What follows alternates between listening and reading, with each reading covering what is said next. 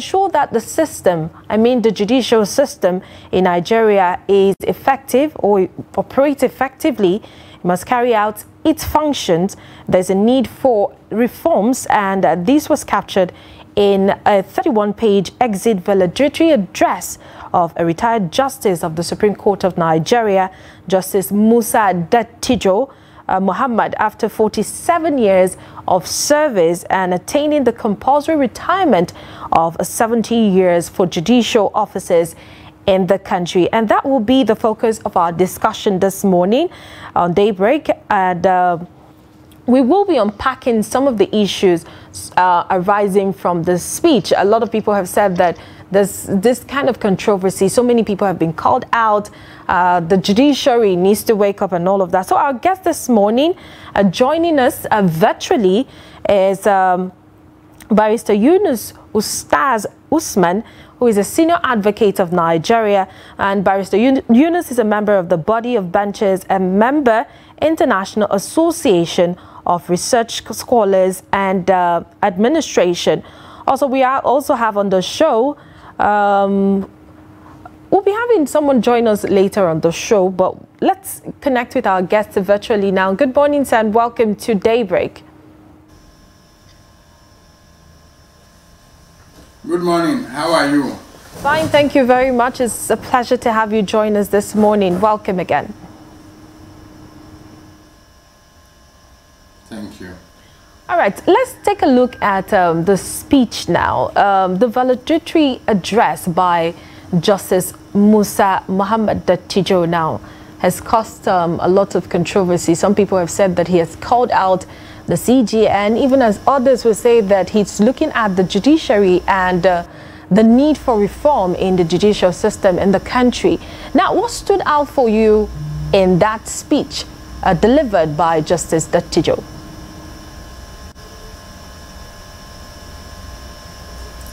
Yes, to correct the first anomaly, he has not castigated the CJN, and the present CJN, Ariola, is a man of impeccable character. He's a man I respect too much. He's a man who cannot bend. He's a man who is friendly, even while sitting, to everybody, and impartial. And you see, the main issue here is this issue of having the chairman of the National Judicial Council, the Federal Judicial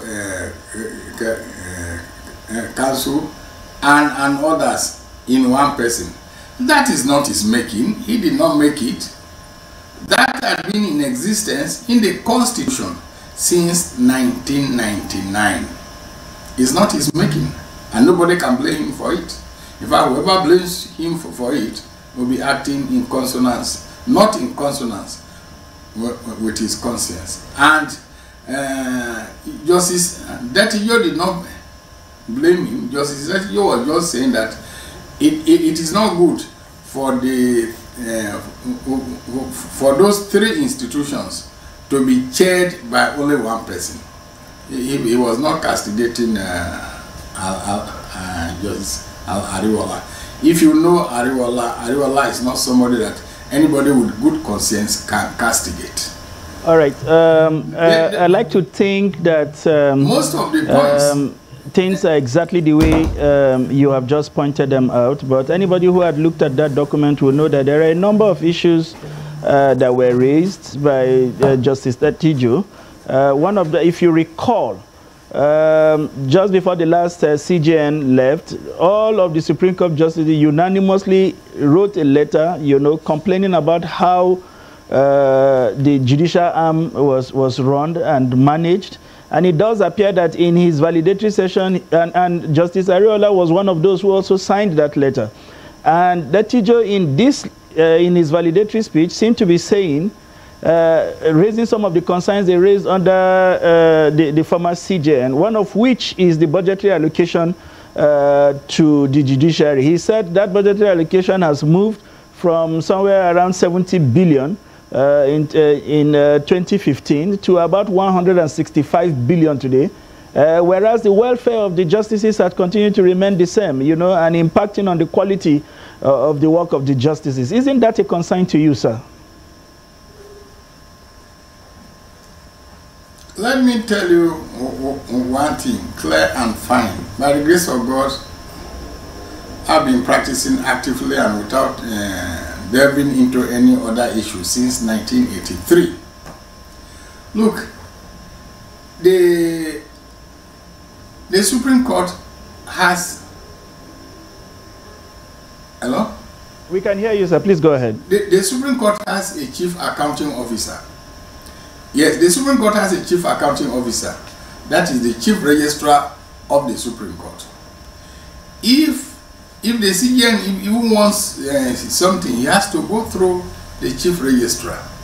And if you read that speech, I have read that speech 5 times because I've been delivering lectures on them, even in Abia last Thursday. It is a general complaint against the welfare of judicial officers, and as a general complaint, everybody will sympathize with all our judges that it is not fair to them. For example, before you get to the Supreme Court, you must have spent at least nothing less than 30-40 years, and for you to be on a salary of 751,000 a month, when an ordinary senator whose highest qualification is perhaps secondary school takes about 80 million a month. What is the comparative analysis? I think what he was just saying is, look at these things, and in equation we say let the equation be balanced. The equation is not balanced in favor of the judiciary at all. In fact, it is too much one-sided. And let me tell you, let me tell you. I'm talking to you from practical experience. Let me tell you. If you want a better judiciary, these are human beings. They buy from the same market like you and I. Then make their salaries and allowances and all the perquisites of office at least at par with that of the Senate. Anything else to me is unacceptable. I'm an old man, I'm 66. Yes, I understand. Maybe I have just I understand, but we are not part of the judiciary, and it's one sector whose activity has been very opaque. For instance, the finances of the judiciary are not published for public consumption. And I want us to understand that statement, and being a learned Sikh, I hope you are able to help us as individuals to understand the context of some of those statements. For instance, the Dattijo was, as we know from the outside, the budget of the judiciary is independent.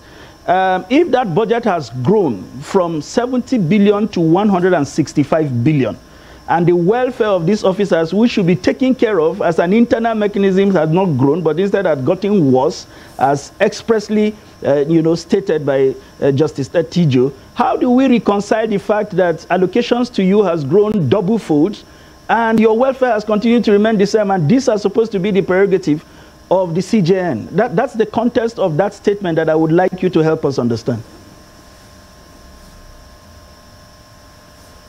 Good, fine. You see, one thing you people outside do not know is that that budget is not meant for the Supreme Court alone.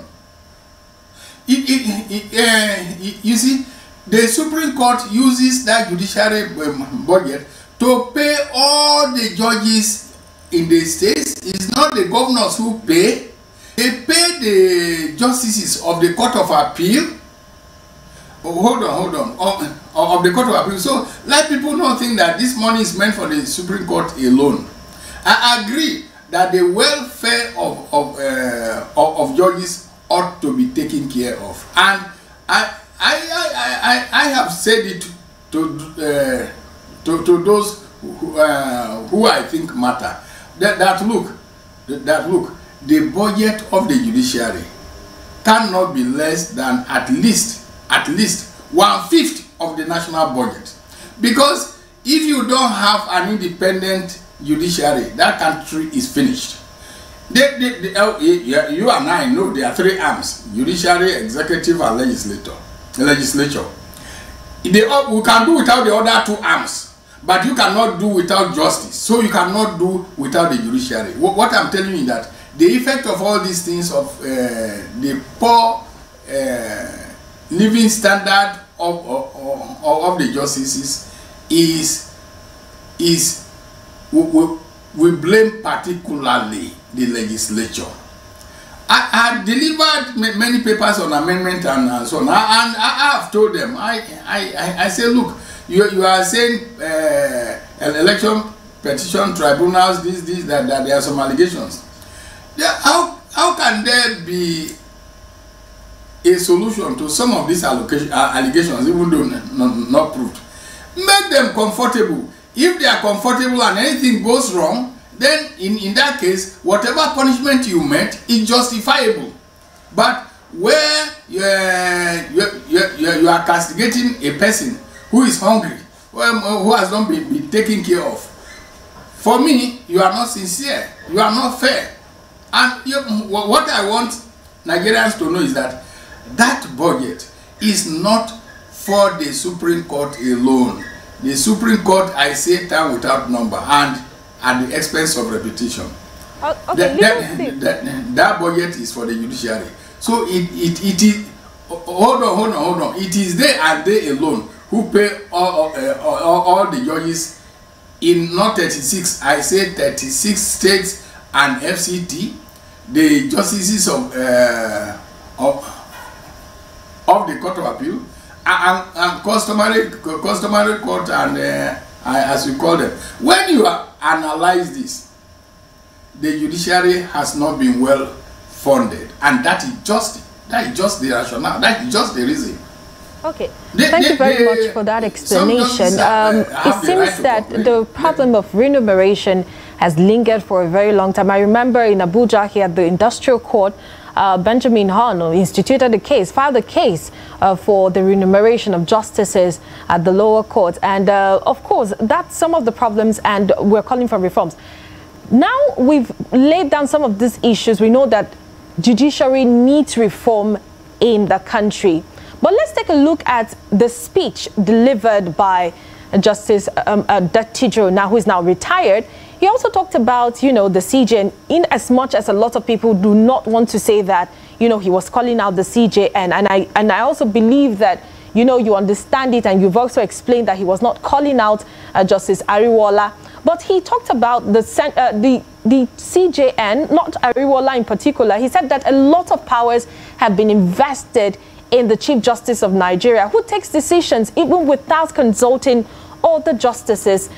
What would you say to that? Do you think that, the justices or the Chief Justice of Nigeria, or some of the justices, I would put it that way, understand judicial administration and versus administration of justice? Now, what is the problem? Can you please unpack some of these things to us? I think that was the first point I started, but let me repeat some. Let me tell you, the way out, and it is not,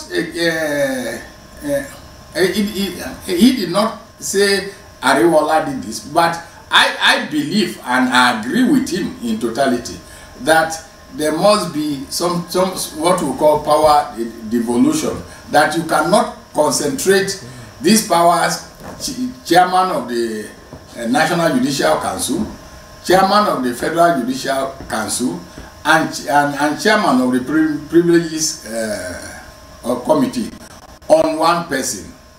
You know, sincerely, in interpretative law, you and I know that Ariwola did not make it. Even the former CJS did not make it. It is the National Assembly and the National Assembly alone that can amend that constitution. And unless that is amended, the power continues to be in one person. So, please, you people are powerful. Make sure you reach.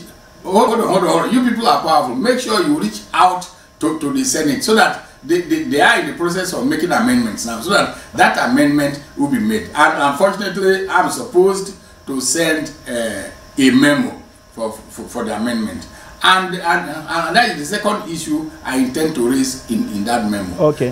You know, everybody agrees like, hold on, I've never been an art student, but somebody told me that, is it Julius Baker or Julius Caesar says that power corrupts and absolute power corrupts absolutely. So, in order to remove that temptation, just put, for example, the CGN can be the chairman of the NJC. The next person can be made the chairman of the Federal Judicial Council. The next person can be, in accordance with seniority, can be made the chairman of the Privileges Committee. Thank you very much, Leonard Sick. I was just wondering whether it will require amendments to the Constitution for the CJN to simply consult with other justices of the Supreme Court in making decisions as to appointments and all of that. But quite a number of other issues were raised, and I would like us to be able to ventilate, on most of these issues. One of them he talked about in his comment was about appointment of justices, especially from zones that have not been represented, and in this case, the North Central and the Southeast. He said, whilst others have 2-2, the Southwest and another zone has the full complement of 3. And as much as he thinks tribalism should not be an issue, but he also feels that in a country like ours with our political construction, that it was important that every region is represented, and he doesn't understand why it is practically not happening. And for that, he thinks that there are some political undertone as far as those replacements are concerned. What are your thoughts about those concerns expressed by Justice Dattijo retired? I am grateful. Let me correct the first anomaly first. The first issue of consultation. Consultation is a privilege. If something is straightforward, I will need, if I'm the head, if it's straightforward, a simple issue, I don't need to consult. But if it is an issue that is complex, of course, I'll need consultation. It's not on every issue that the head will consult, but I totally agree with you that in complex cases, he must consult, because like we say, 2 heads are better than 1. Then I come to this your issue now. On the replacement of justices of the Supreme Court. My brother, hear me well. It is not, the CJN alone has no power to replace. It can only recommend. And I agree with you that Nigeria being a complex state, it is better for everybody to have a sense of belonging, to have a representative. I totally agree. And we need to immediately remedy that situation. And then your appeal in that sphere should go to Mr. President directly, please. I have been advisor to all these people. I know where they go. Mr. President is their appointer. All the others can only recommend. And then immediately that is done, then you tell Akpabio to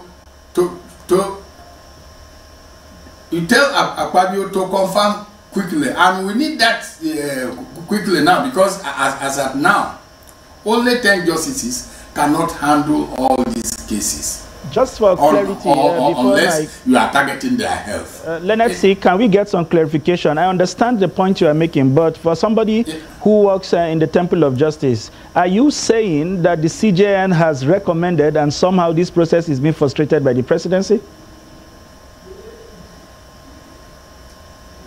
No, the issue is that since even in 2015 I was recommended, but I thank Almighty God that it didn't go through. And I say I thank Almighty God because I didn't know that the salary of a justice of the Supreme Court would be 751. And I think by the grace of God, that is what I spend in a day. So I wouldn't have been able to cope up at all. So I thank Almighty God that it didn't go through. So, but you see, what I'm saying, recently, if you look at the newspapers, there have been advertisements for nomination. I understand that many people have applied. What we should do now is to ensure that those nominations are looked into as quickly as possible and taking into consideration our geographical spread so that no part of the country is left behind, because every part of the country needs to be represented to show a sense of belonging, and that has always been my cry. Okay, so since we started this conversation, Leonard Silk, we've talked about how there should be reforms and how power should not be constituted on just on this the CJN. Now let's take a look at this. Now I remember that there's a reform, a committee that was set up at some point talking about the reform in the judicial system. I think it was Justice Musa that gave that comprehensive report that points at the how we can reform the judicial system in the country. Now, give us a sense on how people in the judiciary have always wanted to make reforms and then take it to the House, and then it was rejected or frustrated at some point. What are some of these things that have been put in place to make sure that the NJC is strengthened and then the judicial system in Nigeria works effectively to benefit every member of the country, including the judiciary? I am grateful. Let me tell you, the Justice Musa report has been dumped, and it is the former president you blame. That is not the CJN, because you see all these things. When they send them to the president, the presidents will send them to the National Assembly. But what happens? Mainly, what happens? And that is unfortunate with our country. They will set up committees that will make beautiful recommendations. Like I said, I'm sorry to divert a little. I've always said that we don't have constitution unless you make the recommendations of the National Conference the essential parts as our constitution. But that has been dumped. The Ways Commission on Electoral Reforms that says, look, if you want to contest an election, even if you are on that seat, you resign before then to do so that everybody will have a level playing ground, and that you and I will believe in what is happening has been jettisoned. So please, I am begging the executive and the legislature. They are the ones to do this. But the moment we continue to waste money on setting up commissions and so on, and the recommendations are not implemented, then it is unfortunate. Even the prison, the congestion we had, I was the secretary under Babangida in 1994. Nothing has been done about it. You see, you have huge number of recommendations, beautiful recommendations, but nobody implements it. And you know the reason?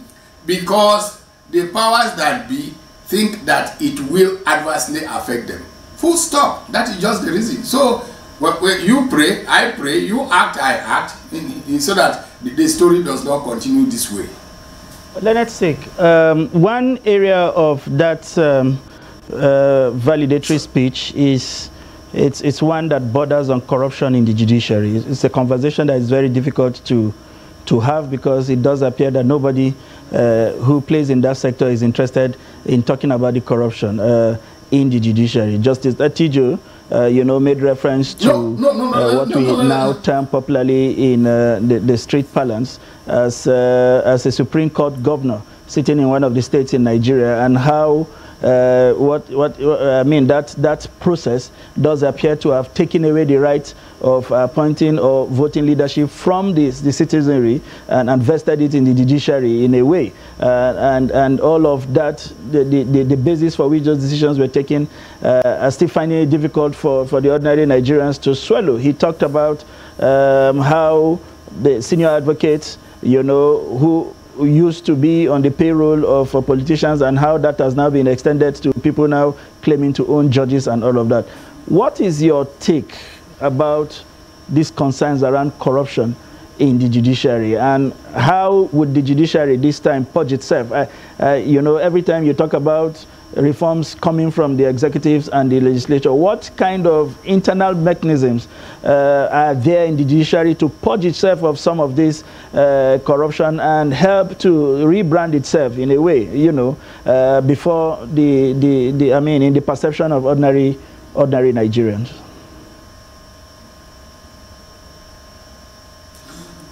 Good.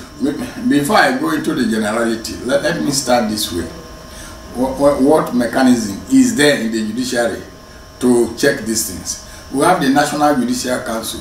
The National Judicial Council, if you prove any point, and tell me any that has been proved and left undone, the National Judicial Council will immediately, in fact what they do now, will immediately dismiss the judge. In fact, even in some cases, to me, I would say if I were there, if it is not a very clear case, I will suspend the judge. But what happens is that a mere glaring exercise now will make them dismiss the judge. That is the mechanism. And the National Judicial Council, of accusations to me, as well. Is a pride. Hold on. I'm coming to that. Hold on. Then the NJC, if you look at the NJC comprises of people.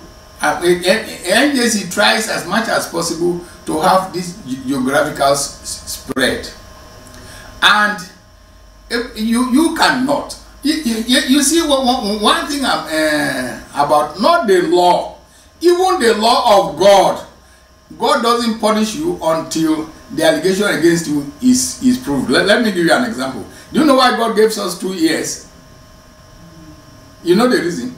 So that when you hear the complaint on the right ear, you turn the left ear and hear the reply from the other. And God himself, the Almighty God who owns you and I, knew that Adam and Eve committed this offense. But he didn't punish them until they were proved.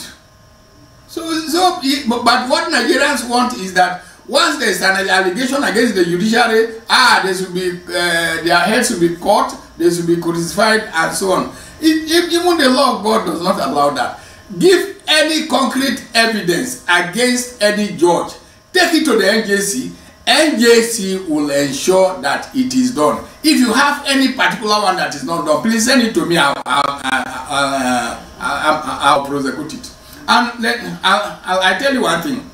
It is true, the allegations, especially among these some election petition tribunals at the state levels. But you see, allegations, even with God, remain allegations until you can prove. If you say an armed robber in the market square, there is what we call mob psychology. Everybody will try to stole me. But when you bring this man, say, okay, you say this, please bring the knife you use or bring the gun. Everybody will run away. So what we do is, mob psychology does not help anybody. Bring allegations. If you bring allegations, I assure you, and quote me anywhere, even after my death, the NJC will not leave it. But then let me come to this issue now. Do you know those who you should prosecute, who I should persecute? I would say prosecute for these allegations. It is the politicians who want this thing as a do or die affair.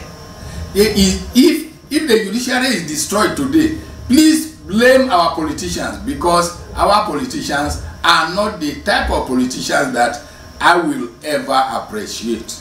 No, I have never. You see, the Nigerian politician in general, and quote me anywhere. Okay, so has never wanted anything done straightforward. So, Leonard Silk, I get the sense from your response that you think that the judiciary does not share the blame in any of the issues raised by Justice Dattijo. Why do I get the sense that the judiciary is it's one clean temple of justice that will require no reforms, require no self-cleaning or self-rightening, as the case may be? No, you are misconstruing me. When you say that he says the welfare of judges were not taken care of, didn't I say that they need to? When he said powers not be concentrated on one man alone, didn't I agree with you? There are many portions of what he said that I agree, and I totally have been drumming it. I totally have been like this issue of recommendations are made, not implemented, and so on. Did I not follow you? But what I don't like in life is what we call mob psychology.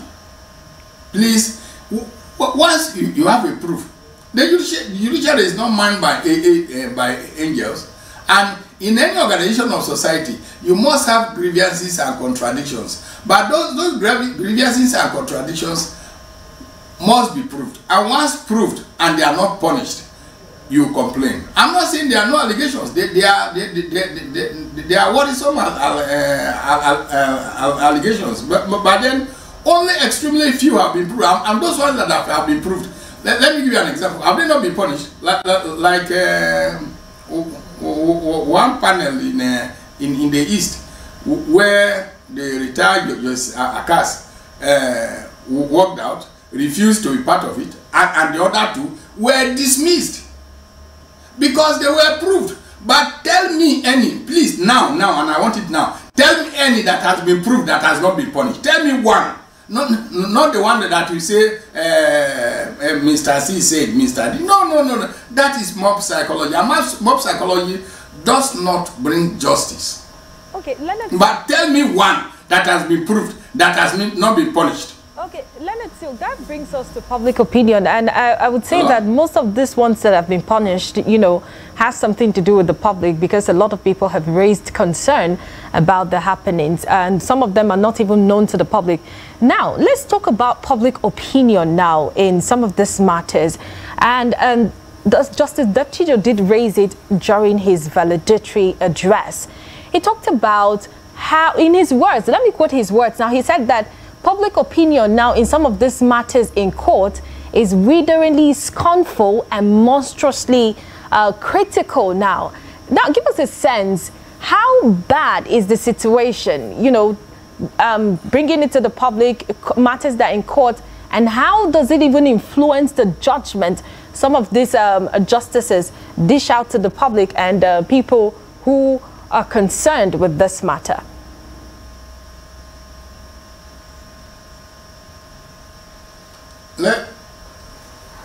Let me tell you, fortunately or otherwise, the first case I did in my life was an election petition in 1983. And now I've been involved in election petitions. But you see, some of these allegations are not true.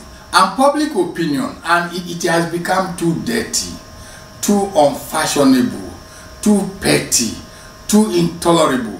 Not only the public opinion now, even some of us lawyers who go to address the press in their wig and gown and even give judgment. That is not good for our polity. That is not good for the judiciary. That is not good for the determination of our cases. Look, but fortunately, whether you agree with me is a different thing. Fortunately, public unsubstantiated public opinions have not, to me, influenced any serious judicial opinion, and that is total credit to them.